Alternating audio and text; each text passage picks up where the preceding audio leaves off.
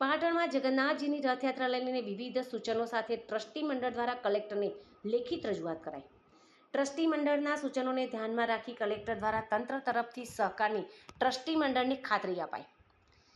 પાટણ શહેરના રોકડિયા ગેટ વિસ્તારમાં આવેલા ભગવાન શ્રી જગન્નાથજી મંદિરના પરિસર ખાતે આગામી તારીખ 27મી જૂનની અષાઢી બીજના પવિત્ર દિવસે યોજાનાર વિવિધ ઉત્સવોની સાથે ભગવાન જગન્નાથજીની 143મી રથયાત્રાને અનુલક્ષીને શ્રી જગન્નાથ મંદિર ટ્રસ્ટ અને રથયાત્રા સમિતિ દ્વારા તૈયારીઓને આખરી ઓપ આપવામાં આવી રહ્યો છે। શનિવારે શ્રી જગન્નાથ મંદિર ટ્રસ્ટના ટ્રસ્ટીઓએ પાટણ જિલ્લા કલેક્ટરને રૂબરૂ મળી ભગવાન જગન્નાથજીની નીકળનારી રથયાત્રા દરમિયાન રથયાત્રાના માર્ગો પર કોઈપણ પ્રકારની મુશ્કેલી ન સર્જાય અને પોલીસ તંત્ર દ્વારા અસામાજિક તત્વો સામે કડક કાર્યવાહી હાથ ધરી રથયાત્રા દરમિયાન કાયદો તેમજ વ્યવસ્થાની સાથે શાંતિપૂર્ણ માહોલમાં રથયાત્રા સંપન્ન બને તે માટે સહકાર આપવાની સાથે પાટણ નગરપાલિકા દ્વારા રથયાત્રાના માર્ગો ઉપર રખડતા ઢોરો તેમજ ઉબડખાબડ માર્ગો, જર્જરિત મિલકતો, સ્વચ્છતા જેવી જરૂરિયાત પરિપૂર્ણ કરી રથયાત્રાના શુભ કાર્યમાં પાલિકા સાચા અર્થમાં સહભાગી બને અને જીબી તંત્ર પણ રથયાત્રાના માર્ગ પર લટકતા વીજ વાયરો સહિતના વીજ ઉપકરણોનું સુવ્યવસ્થિત રીતે કામ પૂર્ણ કરી રથયાત્રામાં કોઈપણ પ્રકારની મુશ્કેલી ન સર્જાય તેની તકેદારી રાખવાની સાથે વન વિભાગ પણ રથયાત્રાના માર્ગ પર બિનજરૂરી નડતર રૂપ ઝાડનું કટિંગ કરાવી પાટણની 143મી રથયાત્રા નિમિત્તે સંપન્ન બને તે માટે ઉપરોક્ત તમામ બાબતો લેખિતમાં આપીને રજૂઆત કરી હતી।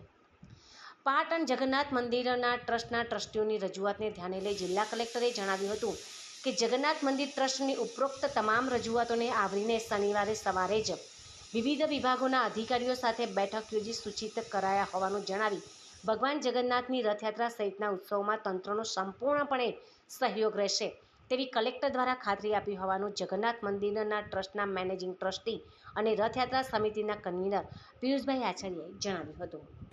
10 વર્ષથી આનો મુદ્દો હું રજૂ કરું છું સાહેબ। પછી દારૂ જુગારીય અસામાજિક તત્વોની ખરેખર ધરપકડ થઈ જવી જોઈએ 1-2 દિવસ પહેલાં।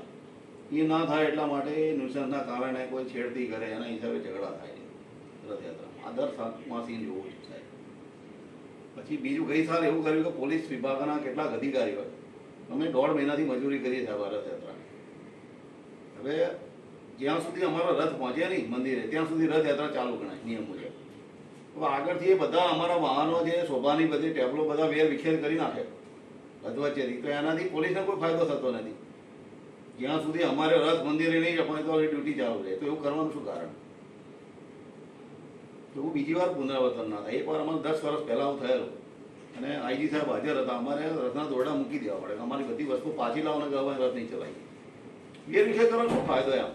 આટલું બધું અમે ઉમેદથી કરીએ, લોકોનો આટલો ઉમંગ હોય, પાટણમાં કોઈ એવો અનસીનો બનાવ બનતો નથી, કોઈ પ્રોબ્લેમ નથી। દર સાલ અમે નિયમિત નિર્ધારિત સમયનું પાલન કરીએ છીએ। અમારા માર્ગ હોય કોઈ એવા સેન્સિટિવ વિસ્તારો નથી આવતા। રામ પેલી આવે છે ને યાત્રા, એમાં તો બધા મુસ્લિમ વિસ્તારો ફરીને આવે, અમારામાં એવું કશું છે નહીં આમ। તો આવું વેર વિખેર કરી નાખવાનું કારણ શું એમ? તો આ બધી રજૂઆતો અમારે આપણા સમક્ષ અને પેલા જિલ્લાના અધિકારીઓ ત્યારે કરવી છે સાહેબ। અને ના કરે અમારી બોલાવી તો અમે અંદર લેખિત અમારી રજૂઆત કરી છે, જેની 10 વર્ષથી હું રજૂઆત કરું છું। નગરપાલિકા આજ સુધી કશું ઉતારી નથી 10 વર્ષમાં। દર વખત ખાતરી આપે મિટિંગમાં, કઈ વાંધો નહીં, આપણે કામથી કામ છે કે કોઈ અનિચ્છનીય બનાવ ના બને, કોઈને નુકસાન ના થાય, આપણો ઇન્ટેન્શન એટલો જ છે। પછી માર્ગમાં હમણાં રૂટ ઉપર ચેક કરી આવે, મકાનો તો કોઈ નામ ના આવતા, જૂના મકાનો જ ઉભેલા છે અને તૂટી જાય છે। ગઈ વખતે પણ પતરા માર્યા હતા, હટાઈ નથી। પહેલાં તો કહ્યું હતું કે આ પડી જાવ છે, હટાઈ લે, મંદિરની નજીકમાં જ છે, ત્યાં ફૂલ પબ્લિક રોકડિયા ગેટ વિસ્તાર, રોકડિયા ગેટ ચોકમાં જ છે સર।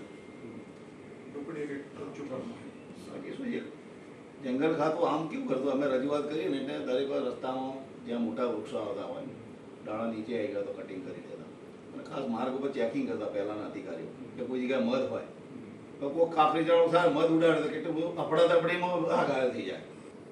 આ વખત અમે હાથી લાવવા ને હાથી ગાંડો થાય તો અમારી જવાબદારી, ઇન્સિડન્ટ થાય અમારી આયોજકની જવાબદારી, આવું બધું લખાવે છે। જુઓ એક વસ્તુ સમજો, જે આયોજક હોય એને તો જવાબદારી એને જ લેવી પડે, આયોજકની જવાબદારી છે। અમે જે માગણી કરી એનો અમલ ના થાય તો આયોજકની શું જવાબદારી? અમે જે આ માગણીઓ કરીએ છીએ એ ફૂલફિલ થવું જોઈએ।